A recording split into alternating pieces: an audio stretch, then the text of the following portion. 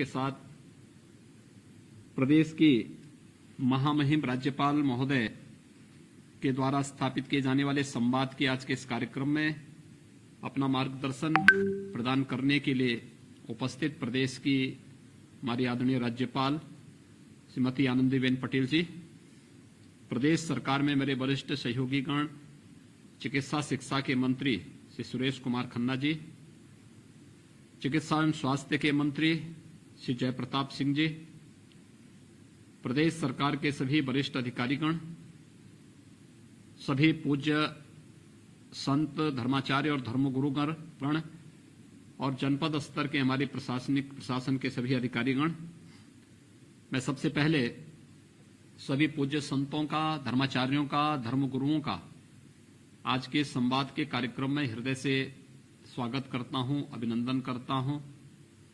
भारतीय नव संवत्सर की हृदय से उन्हें बधाई देता हूं। कल से रमजान का पवित्र कार्यक्रम प्रारंभ हो रहा है, इसके प्रति भी अपनी मंगलमय शुभकामनाएं उन सब के प्रति व्यक्त करता हूं। प्रदेश सरकार आदरणीय प्रधानमंत्री जी के मार्गदर्शन में पिछले 1 वर्ष से कोरोना के खिलाफ इस लड़ाई को पूरी मजबूती से लड़ रहा है। ये वैश्विक महामारी है। आपके सामने दुनिया के अंदर क्या चल रहा है, देश के अंदर क्या चल रहा है, अलग अलग राज्यों में क्या चल रहा है, प्रदेश में क्या चल रहा है, इसका एक प्रस्तुतिकरण अपर मुख्य सचिव स्वास्थ्य ने आप सबके सम्मुख रखा भी। देखिए, जितनी आपने देखा होगा कि इसमें सबसे अच्छा उदाहरण अगर उत्तर प्रदेश करने में सफल रहा है तो इसके पीछे कारण रहा है कि उत्तर प्रदेश में आदरणीय राज्यपाल महोदय का मार्गदर्शन समय समय पे प्राप्त होता रहा है। आदरणीय प्रधानमंत्री जी का मार्गदर्शन हम लोग लेते रहे हैं। प्रदेश के हर एक तबके ने जाति, मत, मजहब से ऊपर उठ करके राज्य सरकार और केंद्र सरकार के नियमों का पालन किया और बचाव को प्राथमिकता दी। कहते हैं ना कि बीमारी में, आग में और पानी में ये लापरवाही नहीं करनी चाहिए, उसमें बचाव, जितना बचाव कर सकते हैं वही हमारे लिए सर्वोत्तम उपाय है। तो बीमारी के लिए बचाव ही सर्वोत्तम उपाय है। यह कोरोना के मामले में तो अक्सर सही बैठता है। मेरा ये मानना है मानवता को बचाने का सबसे बड़ा जद्दोजहद है। आप देख रहे होंगे, एक पहले कोरोना 2020 के प्रारंभ में आया था और 2020 के प्रारंभ में आने के बाद कोरोना के उस लहर के लिए जब वैक्सीन तैयार होकर के वैक्सीन लगना प्रारंभ हुआ तो वह उससे ज्यादा खतरनाक रूप में आ गया है। आपने देखे होंगे आंकड़े, हम लोगों ने नवंबर से लेकर के मार्च तक इसको पूरी तरह नियंत्रण में रखा और हम लोग आंकड़े दहाई में लेके आ गए थे। यानी हमारे आंकड़े प्रदेश के अंदर 70-75 तक पहुंच गए थे। अब आप देख रहे होंगे यही आंकड़े अब बढ़ करके कल 18,000 तक पहुंचे हैं। यानी काफी तीव्रता है और देश के अंदर महाराष्ट्र है, कर्नाटक, केरल, पंजाब, छत्तीसगढ़, इन राज्यों की स्थिति तो और भी खराब, बहुत ही खराब है। इसलिए मेरा आप सबसे अपील होगा कि बचाव इसका सर्वोत्तम उपाय हो सकता है और हमें बचाव के वे हर संभव प्रयास करने चाहिए जिससे हम लोग इस महामारी से हर एक नागरिक को बचाने में योगदान दे सकें। और इसके लिए हम लोगों का सबसे पहला कार्य होगा कि जो भारत सरकार और राज्य सरकार की गाइडलाइन है उसका हम अक्सर पालन करें, स्वयं पालन करें, अपने अनुयायियों, अपने भक्तों को उसको पालन करने के लिए प्रेरित करें। दूसरा, जो बात मैंने पहले भी कही थी, हम मानते हैं आस्था का सम्मान होना चाहिए, लेकिन आस्था मानव के लिए है, मानव आस्था के लिए नहीं है। ये जो कुछ भी है, जब मानव का अस्तित्व रहेगा तभी ये सब चीजें हैं। अगर मनुष्य ही नहीं रहेगा तो कुछ भी तो नहीं रह पाएगा। इसलिए आज के दिन पर कुछ देर तक हम लोगों को अपनी आस्था को एक ओर रख करके मानवता को बचाने के देश की सबसे बड़े अभियान का हिस्सा बनना होगा। और इस देश से जो प्रधानमंत्री जी ने हमें मंत्र दिया है, 2 गज की दूरी और मास्क जरूरी, हम लोगों ने कुछ नियम जो बनाए हैं कि एक साथ धर्मस्थलों पर कितने लोग जा पाएंगे, सार्वजनिक स्थल पर कार्यक्रम के लिए क्या मानक होने चाहिए। अभी हम लॉकडाउन की तरफ नहीं जा रहे हैं, हम लोगों ने नाइट कर्फ्यू लगाया है और लॉकडाउन की तरफ जाने की आवश्यकता भी नहीं होनी चाहिए, क्योंकि हमें मानवता की जीवन को भी बचाना है और उनकी जीविका को भी बचाना है। जीवन और जीविका को बचाने के इस क्रम में जो सबसे अच्छे विकल्प हो सकते हैं उन्हीं में राज्य सरकार ने ये व्यवस्था तैयार की है।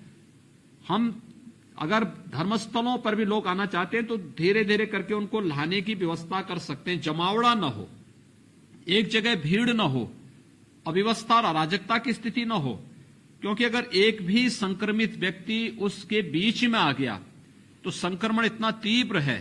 पहले चरण में जो संक्रमण था उसकी स्थिति क्या थी, वहां पर स्थिति ये थी कि अगर एक व्यक्ति संक्रमित होता था तो पूरा परिवार संक्रमित नहीं होता था। अगर इम्यूनिटी ज्यादा है तो अन्य लोग बचे रहते थे, कोई दिक्कत नहीं होती थी। एक ही परिवार में हम लोग देखते थे कि 4 लोग हैं, 2 संक्रमित हो जाते थे, 2 नहीं होते थे। इस बार तो अगर परिवार का कोई एक मेंबर संक्रमित हो गया तो पूरा परिवार तत्काल इसके साथ संक्रमित हो जा रहा है। एक खतरनाक ट्रेंड चल रहा है और पता नहीं लग रहा है, इस दौरान मृत्यु दर भी पहले लहर से ज्यादा है। इसलिए बहुत सतर्कता की आवश्यकता है और खासतौर पर जहां घनी आबादी है, जहां परिवार में ज्यादा लोग रहते हैं, वहां पर तो इसके प्रति और भी सतर्कता की आवश्यकता है। एक तो ये इसलिए भी सतर्कता आवश्यक है, आज से नवरात्रि प्रारंभ है, कल से रमजान शुरू हो रहा है। मेरी आप सभी धर्म गुरुओं से अपील होगी कि जैसे पिछली बार आप लोगों ने अपील जारी की थी, कुछ सुझाव हमारे पास आए हैं, हम लोग यहां पे प्रशासनिक टीम के साथ बैठेंगे और इन सब पर विचार भी करेंगे। लेकिन मेरा आप सबसे अपील होगा कि तत्काल पहले हमारी ओर से प्रयास होना चाहिए कि हम लोग सभी जनता से, जनार्दन से, धर्म जो जितने भी आप लोगों के अनुयायी हैं, श्रद्धालु जन हैं, उन सब से अपील होनी चाहिए कि प्रदेश सरकार या भारत सरकार की जो भी गाइडलाइन है उसका पालन हर हाल में हो। ये हम लोग इसको एक तो देखने की व्यवस्था करें। दूसरा, अफवाह पर ध्यान न दें। देखिए, राज्य सरकार ने और केंद्र सरकार ने हर संभव प्रयास किए हैं। आप याद करिए, जब कोरोना का पहला केस आया था मार्च 2020 में, हमारे पास उस समय प्रदेश में केवल यानी एक भी टेस्ट करने की क्षमता नहीं थी। हमने कल 2,18,000 टेस्ट कल हम लोगों ने प्रदेश के अंदर किए हैं। लगातार उसकी संख्या हम बढ़ा रहे हैं। हमारे पास लैब आज के दिन पर हैं, बड़ी बड़ी लेबोरेटरीज हम लोगों ने स्थापित कर दी है। उनकी क्षमता को हम अगले कुछ दिनों में दुगना करने की ओर जा रहे हैं। बेड्स हमारे पास जब मार्च 2020 में मामले आए थे, एक भी बेड हमारे पास नहीं था।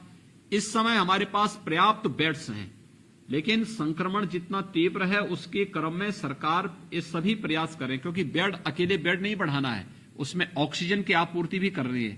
ऑक्सीजन की सप्लाई के लिए उस प्रकार के इक्विपमेंट भी लगाने, एक दिन में नहीं लग जाएंगे।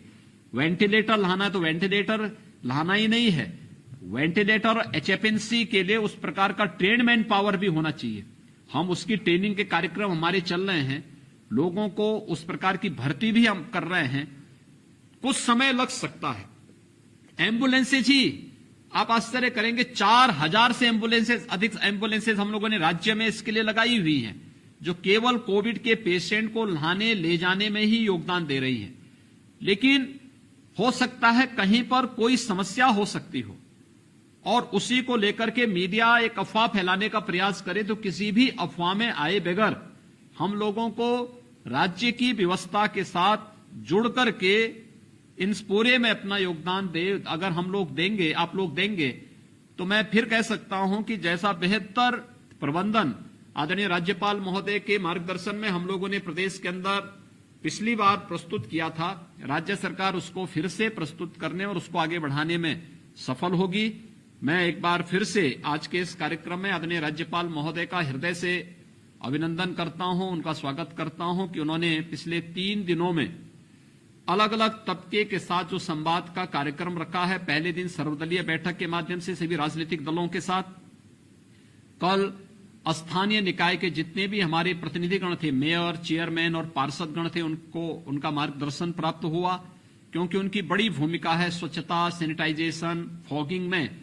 तो कल आदरणीय राज्यपाल महोदय ने उन सबका मार्गदर्शन किया।